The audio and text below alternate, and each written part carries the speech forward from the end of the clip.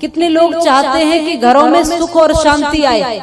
मुझे बताइए, हाथ खड़ा करिए, कितने लोग चाहते हैं कि घरों में सुख और शांति आए, घरों में आनंद आए? हर व्यक्ति चाहता है आपके बाल गोपाल प्रसन्न रहे, घरों में सुख रहे, घरों में शांति रहे, घरों में आनंद रहे, मेरे बाल गोपाल स्वस्थ रहे।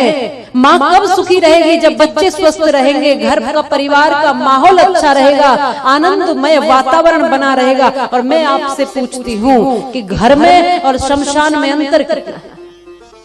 घर में पूजा पाठ होती है, देवता निवास करते हैं, शमशान में क्या होता है? शमशान में मुर्दे जलाए जाते हैं। आप सब समझने का प्रयास करना, शमशान में मुर्दे जलाए जाते हैं और वो रसोई घर मुर्दे से भी बदतर है जिन घरों में मांस पकता है।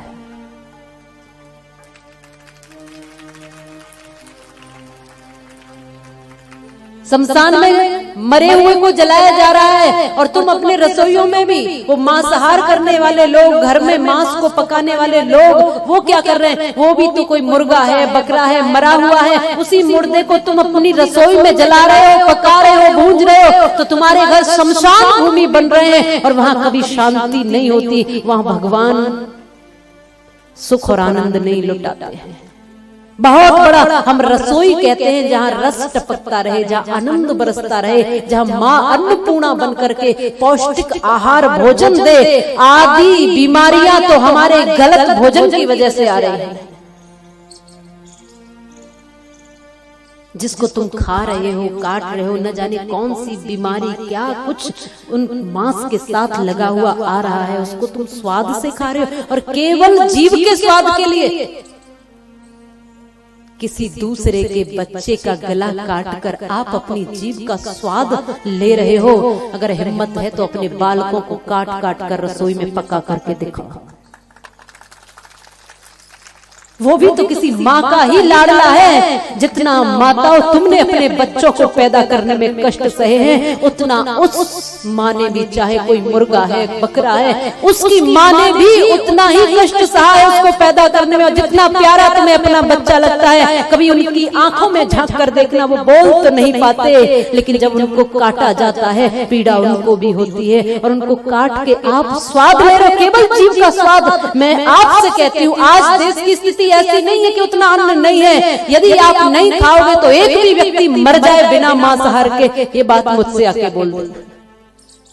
मांस खा के तो बहुत से मर गए, पर बिना खाए एक भी नहीं मरेगा। और यदि हमें मांसाहारी बनाया होता तो फिर भगवान को अन्न देने की जरूरत ही नहीं थी। पीड़ा उनको जीव के स्वाद में निर्दोष जीव मार दिए। वो भी किसी माँ के बालक ही है जिनको तुम काट रहे हो, जिनको रसोइयों में पका रहे हो। आपने घर का माहौल कैसा कर रखा है और फिर तुम कहते हो, एक तरफ ठाकुर जी को माखन का भोग लगाते हो और दूसरी तरफ अपने ही घर के बालकों के रसोई में भोजन में मांस परोसते हो। कैसे गिरधारी प्रसन्न होंगे? कैसे कृष्ण प्रसन्न होंगे? इसलिए आपको यह अंडा, मांस इत्यादि छोड़ना पड़ेगा।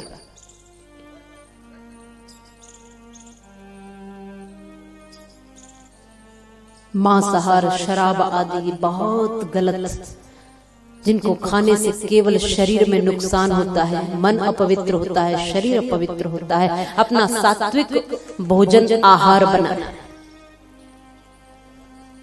तो जरा हाथ उठाओ, कितने लोग मांसाहार का सेवन करते हैं?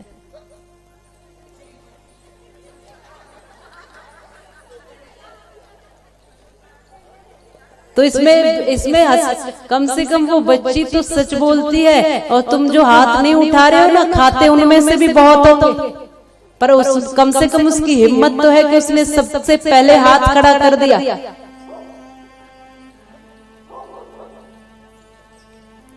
और गलती बच्चों की नहीं है, अगर तुमने इनको मक्खन खिलाया होता तो ये मक्खन खाते, तुमने इनको मांस खिलाया ये मांस खा। इनकी बच्चों की कोई गलती नहीं है, ये गलती सारी माँ की होती है, ये गलती सारी बड़ों की होती है। जैसा भोजन करें, और अब तक आप जैसा करते आए हैं, जो खाते आए, मुझे कोई तकलीफ नहीं है, पर आज ये इतना पवित्र कर्म हो रहा है। मैं आपसे कहती हूँ, क्या भागवत कथा के बीच में आपने किसी ने खाया क्या? आप कथा सुनने आ रहे हैं, आप खा रहे हैं क्या? घर में बना रहे हैं क्या? क्यों? क्योंकि ये पवित्र काम हो रहा है, तो आप जानते हो भी वो अपवित्र है, आप जानते भी हो, और फिर भी ये पवित्र को अपने अंदर ले जा रहे हो, और फिर भी आप अपवित्र हो रहे हो। तो इस भागवत कथा, पवित्र कथा से आप सब ये कम से कम संकल्प लें कि हम आज से अपना भोजन बिल्कुल बदल देंगे, शुद्ध शाकाहार भोजन को हम ग्रहण करेंगे। और उसमें जो डॉक्टरों की जो कहते हैं ना कि अंडा मांस नहीं होता, अंडा तो मांसाहार में आता नहीं, नॉनवेज में आता नहीं, तो अंडा गाय में आता है।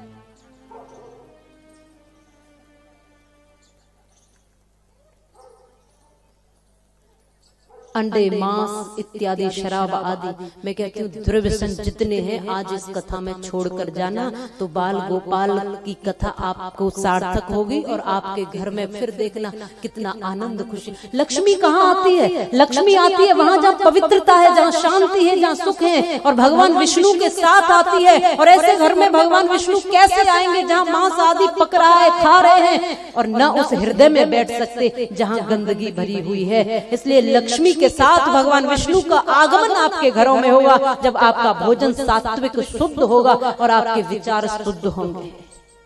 तो कितने लोग हैं जो आज संकल्प करना चाहते हैं हाथ खड़ा करके कि हम इसको छोड़ दें, हमेशा के लिए छोड़ दें, हमेशा के लिए छोड़ दें।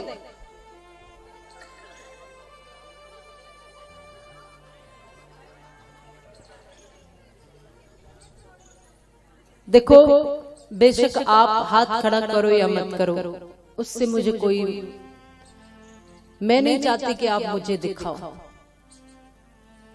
आप जानते हो कि आपकी ठाकुर जी सुन रहे हैं, आपके भीतर ठाकुर जी बैठे हैं, और आप यदि चाहते हो कि हमारे घरों में सुख शांति हो, हमारे बाल गोपाल सुखी रहे, और हम कृष्ण के भक्त बन पाए, तो केवल 7 दिन के लिए नहीं। आप जानते हो अब तो लहसुन और प्याज भी नहीं खा रहे, अब तो इतने सात्विक, और कथा होने के बाद टूट के पड़ोगे। इसका मतलब 7 दिन की भक्ति और बाद में फिर ऐसे घूमते रहो। 7 दिन पुण्य करो और फिर कुछ भी करते रहो। अपने हृदय से पूछना, स्वाद के लिए, केवल स्वाद के लिए आप अपने जीव के स्वाद के लिए खा रहे हो, ऐसी जरूरत और आवश्यकता नहीं है। कहीं परंपराओं के नाम पर, एक जगह पर हम गए थे बिहार में, वहां पर परंपराओं के नाम पर तमाम बकरों को रोज काटा जाता है, और देवी के मंदिर में। मैंने उनसे पूछा ऐसा क्यों? बोले ये तो हमारी परंपरा है, देवी माँ प्रसन्न होती है इससे। लगभग रोज 45 से 50 बकरे काटे जाते हैं, माने 50 जीवों की हत्या कर दी जाती है। और किसको प्रसन्न करने के लिए? बोले माँ को प्रसन्न करने के लिए। हमारी सारी मनोकामनाएं, जो हम जो मन्नत मांगते हैं वो मनोकामना पूर्ण होती है, तो हम यहाँ चढ़ाते हैं बकरा, या जो भी जीव का हम एक बलि देते हैं। मैंने कहा आपके अपने बेटे की खुशी के लिए आप किसी के बेटे का गला काट देते हो, अपनी खुशी के लिए आप किसी को मार देते हो, और माँ प्रसन्न हो जाती है। क्या उस माँ के तुम ही संतान हो? इस माँ के तो सारे जीव संतान है, जैसे तुम उनकी संतान हो वैसे वो भी संतान है। समस्त एक चींटी से लेकर के एक हाथी तक और एक मनुष्य सब उस माँ की संतान है। तो एक माँ ये कैसे देख सकती है कि तुम अपने ही हाथ से उसकी संतानों को काट के लेकर आ जाओ और वो माँ प्रसन्न हो रही है? एक माँ अपनी संतान का खून कभी नहीं पीती, और वो काट काट कर उस माँ पर खून चढ़ाते हैं। किस लिए? केवल अपनी शांति के लिए, अपने मनोकामना पूर्ण करने के लिए। मैंने कहा यदि मनोकामना बालकों के शीश काटने से या बलि देने से होती है तो बलि दो अपने अपने बालकों की जाकर के, फिर देखना कैसी मनोकामना पूर्ण होगा। दूसरे के बेटे को मारना, दूसरे की संतानों का गला काटना तो आसान है, खुद पैदा करके काट के दिखाओ। और कभी वो मन्नत पूरी नहीं होती है। किसी दूसरे को मारकर, किसी के आंसू निकालकर आप अपनी खुशियां ढूंढना चाहते हो। भूल जाना कि तुम्हें कभी खुशियां मिलेंगी, कभी शांति मिलेगी, कभी तृप्ति मिलेगी। उस माँ के तो सभी लाल हैं। एक बेटे को काट के तुम माँ को खून पिला रहे हो और तुम सोच रहे हो कि माँ प्रसन्न हो रही है। ये सारी भ्रांति है। और वो करते क्यों है? मैंने कहा इसका क्या करते हो बाद में? फिर ये काट करके इनको करते क्या? बोले इस मांसाहार को हम माँ पर प्रसाद चढ़ाते हैं और हम खुद भी खाते हैं। मैंने कहा तुमने माँ भी मांसाहारी बना रखी है और तुम खुद अपने जीव के स्वाद में इस माँ पर ये काट काट कर चढ़ा, तुम भी प्रसाद पाते हो। तो अपने अपने ढंग से, हमें मांसाहार पसंद है तो हमने मांस चढ़ाना शुरू कर दिया। अपने अपने ढंग से लोगों ने मान्यताएं शुरू कर दी। ठाकुर जी की कथा सुन रहे हो, ठाकुर जी की भक्ति करना चाहते हो, आज से ये प्रण लेकर जाना कि हम अपने घर से शराब, मांस आदि, अंडे जो भी हम सेवन करते हैं दुर्व्यसन में, उसको हम छोड़ने का संकल्प अपने भीतर लेना। मुझसे मत कहना, मेरे सामने हाथ मत खड़ा करना, क्योंकि भीतर है कोई तुम्हें देख रहा है। तुम अपने मन में जिस दिन सोच लोगे कि ये गंदी चीज है, ये गलत है, ये आहार गलत है, हम इसको निकाल कर बाहर दम लेंगे। हम इस कथा में इसको स्वाहा कर देते। इस महायज्ञ में आहुति डाल जाओ अपनी सारी बुराइयों की। जब आपने आहुति डाल दी तो इस महायज्ञ में भस्म बनकर वो आपके यश और कीर्ति की सुगंधी चारों तरफ फैल जाएगी। आप गलत सेवन करते रहें, गलत व्यवहार करते रहें, दुर्व्यसन करते रहें, सिगरेट, शराब आदि तमाम चीजों में उलझे रहें और फिर नाम के लिए आप दीपक दिखा दो, भक्ति कर लो, भजन कर लो, ऐसे कन्हैया प्रसन्न नहीं होते। तुम्हें पहले भगवान वहीं आते हैं जहाँ स्वच्छता होती है। सबसे पहली बात कि जहाँ स्वच्छता है, पवित्रता है, वहीं भगवान आते हैं।